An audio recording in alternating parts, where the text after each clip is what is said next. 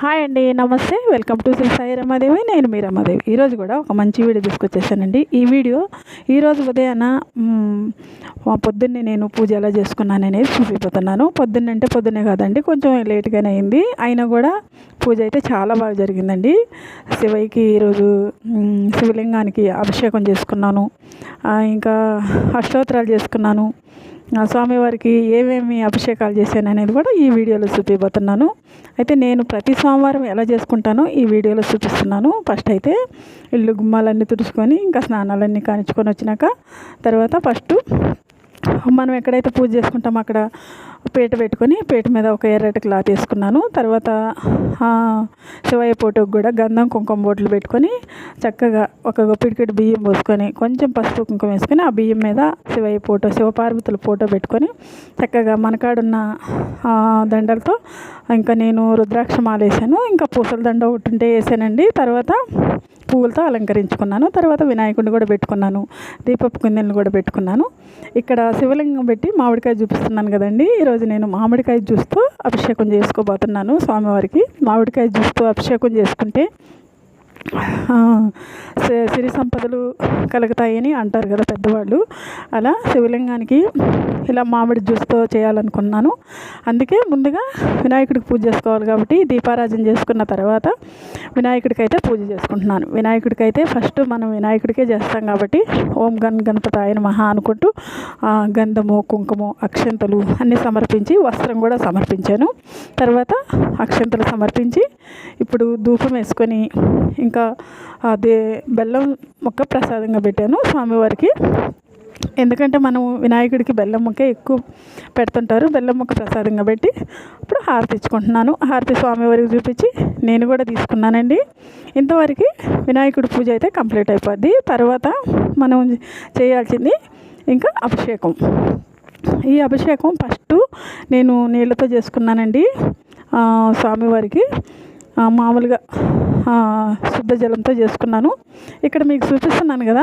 First అయితే దీపపు కుందెలకి ముందే నేను అక్షంతలు కుంకుమ గంధం సమర్పించలేదు. అందుకే ఇప్పుడు సమర్పిస్తున్నాను. ఎందుకంటే దీపం జ్యోతి అంటాం కదా, దీపం లక్ష్మీదేవితో సమానమని. తర్వాత ఇక్కడ శివలింగానికి అభిషేకం చేసుకుంటున్నాను. శుద్ధ జలంతో చేసుకుంటున్నానండి. ఫస్ట్ అయితే నేను శుద్ధ జలంతో చేసుకోవాలి. శివయ్య పూజ చేసే రోజైనా మామూలు రోజులైనా కొన్ని నా నెత్తి నీళ్ళు వేస్తే చాలు అనుకుంటాడట. అందుకని మనం ప్రతిరోజు కూడా ఆయన నీళ్ళల్లో పెడితే ఇంకా మంచిది. మనకు కుదరకపోతే కొంచెం ఇట్లా అభిషేకించి తర్వాత దీపారాజన చేసుకుంటే చాలా మంచిది. నేను అలాగే చేస్తుంటాను.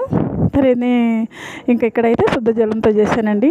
తర్వాత ఆ నీళ్లు తీసేసాను పక్కకి. తీసేసిన తర్వాత ఇప్పుడు మామిడికాయ జ్యూస్తో చేసుకుంటున్నాను. ఈ మామిడికాయ జ్యూస్ ఒక్క మామిడికాయ జ్యూస్ చేసుకున్నాను. రసాయన మామిడికాయలు ఉన్నాయండి. ఈరోజు స్వామివారికి ప్రసాదాలకు కూడా అయ్యాను. తర్వాత మనము అభిషేకం చేసుకునేటప్పుడు ఓం నమః శివాయ, ఓం నమః శివాయ, ఓం నమః శివాయ, ఓం నమః శివాయ, ఓం నమః శివాయ, ఓం నమః శివాయ అని చేసుకోవాలి.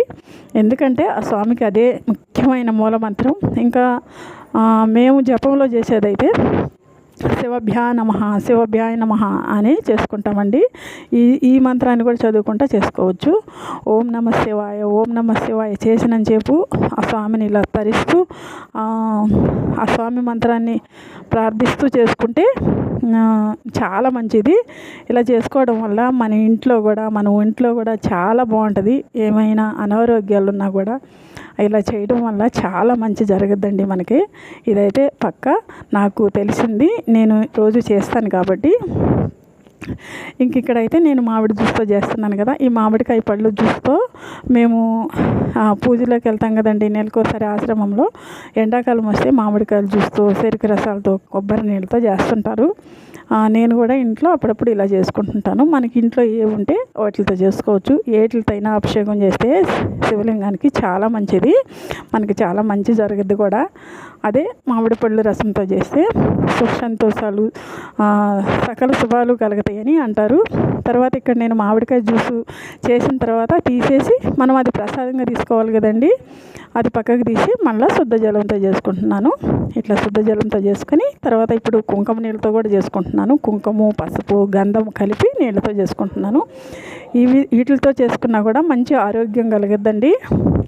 ఇంక ఇక్కడ తులసి దళమ పెట్టి ఆయనకి హారతి ఇచ్చుకుంటున్నాను. అభిషేకం చేసుకున్నాక మనం హారతి ఇచ్చుకుంటే ఈ హారతి ఇప్పుడు అభిషేకం కంప్లీట్ అయిపోయినట్టు. హారతి ఇచ్చుకొని మనం కూడా తీసుకోవాలి, స్వామివారికి కూడా ఇవ్వాలి ఈ హారతి. ఇక్కడ హారతి ఇచ్చిన తర్వాత స్వామివారికి కూడా హారతి ఇచ్చిన తర్వాత ఇది కంప్లీట్ అయిపోయింది పూజ. ఇంకా ఇప్పుడు శివలింగాన్ని తీసుకొని శుభ్రంగా ఒక ఉతికిన బట్ట తీసుకొని తుడుచుకొని మనం గంధం కుంకుమతో పెట్టుకొని రెడీ చేసుకోవాలి. నేను ఇక్కడ పెట్టానండి, పీట మీద ఒక చిన్న ప్లేట్ పెట్టుకొని ప్లేట్లో శివలింగము, ఇది చాలా చిన్నగా ఉంటుందండి శివలింగము, ఇంకా రుద్రాక్ష కూడా ఉంటుంది. రుద్రాక్ష కూడా పూజలో పెట్టుకుంటాను ఇప్పుడు నేను. ఇంకా ఇక్కడైతే పువ్వులతో అందంగా అలంకరించుకుంటున్నాను. ఈ పువ్వులతో అలంకరించుకున్న తర్వాత మనము స్వామివారికి కూడా పూజ చేసుకోవాలండి. ఇదిగో చూడండి, పువ్వులతో అందంగా అలంకరించిన తర్వాత అక్షంతలు, కుంకుమ, గంధము అన్నీ సమర్పించుకుంటున్నాను. ఇక్కడ అక్షంతలు, గంధము, కుంకుమ సమర్పించిన తర్వాత స్వామికి వస్త్రం కూడా సమర్పిస్తాను. అయితే ముందు ఇప్పుడు పూలు అయితే గంధంతో సమర్పిస్తున్నానండి, కుంకుమతో సమర్పిస్తున్నాను. ఇంక ఇక్కడైతే శివపార్వతులకు కూడా తాంబూలం పెట్టుకుంటున్నాను. ఈ తాంబూలం కూడా పూర్తయినాక ఇప్పుడు అష్టోత్తరం చేసుకుంటున్నాను. అష్టోత్తరంలో ఓం నమ శివాయ అనే చేసుకోవచ్చు, లేకపోతే శివయ్య అష్టోత్తరాలు చేసుకోవచ్చు, లేకపోతే ఇక్కడైతే ఫాస్ట్ వల్ల పెట్టానండి కొంచెం వీడియో అయితే. నేను ఇక్కడ శంఖం పూలతో చేసుకుంటున్నాను. ఇవి అయితే మా ఇంట్లో ఉన్న కొన్ని పూలతో ఇప్పుడు అష్టోత్తరం చేసుకుంటున్నాను. ఓం నమ శివాయ అని చేసుకోవచ్చు, లేకపోతే శివభ్యా నమః అని చేసుకోవచ్చు. ఏ మంత్రంతో అయినా సరే అష్టోత్తరాలనే చేసుకోవచ్చు. నేనైతే ఓం నమ శివాయ, ఓం నమ శివాయ, ఓం నమ శివాయ, ఓం నమ శివాయ అని చేసుకుంటూ కొంచెం ఫాస్ట్ వేలో పెట్టి అష్టోత్తరం అయితే చేసుకుంటున్నాను. అయితే ప్రతి సోమవారం స్వామివారికి ఇలా చేసుకుంటాం కాబట్టి చాలా మంచిదండి. ఇంట్లో మేమైతే మా ఇంటి దేవుడు శివయ్య, అందుకనే నేను ప్రతి సోమవారం కూడా ఆయనకి అభిషేకం అవి చేసుకుంటున్నాను. మనకి రోజు కుదరకపోయినా అప్పుడప్పుడు సోమవారాలప్పుడైనా మనం ఇలా చేసుకుంటే చాలా చాలా మంచిది. ఇంట్లో ఆరోగ్యంగా ఉండటానికి, ఇంట్లో ఎలాంటి దిష్టి కానీ నరదిష్టి కానీ అలాంటివి కూడా లేకుండా పోవడానికి అంటే స్వామివారిని పూజించడం చాలా మంచిది. శివపార్వతులను పూజించడం మరింత మంచిది. ఇంకెక్కడైతే నేను అష్టోత్తరం అయిపోయినాక మామిడి పళ్ళు ప్రసాదంగా పెట్టానండి. చెప్పాను కదా అన్నీ ఈరోజు మామిడి పళ్ళుతోనే చేస్తున్నానని. ఇక్కడైతే హారతి ఇచ్చుకుంటున్నాను. హారతి స్వామివారికి ఇచ్చి మనం కూడా తీసుకుంటే ఇంకా పూజ పూర్తయినట్టండి.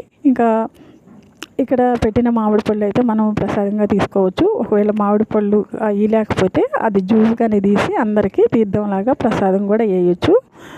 ఇంకా ఇక్కడైతే పెట్టిన తాంబూలంలో పెట్టిన ప్రసాదం అరటిపళ్ళు అయితే మనం ప్రసాదంగా తీసుకోవచ్చు. ఏవైనా ప్రసాదంగా తీసుకోవచ్చు అండి. స్వామికాడ పోసిన బియ్యం అయితే మనం అన్నంలో వేసి వండుకోవచ్చు.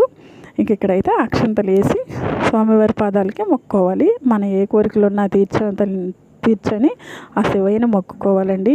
ఇదేనండి ఈరోజు వీడియో. మీకు అందరికీ నా వీడియో నచ్చద్దు అనుకుంటున్నాను. ఒకవేళ నచ్చితే పక్కనే ఉన్న బెల్ సింబల్ కొట్టి నా వీడియో సబ్స్క్రైబ్ చేసుకుంటే నేను పెట్టే ప్రతి ఒక్క వీడియో మీకు నోటిఫికేషన్ అవుద్దండి. ఓకేనండి.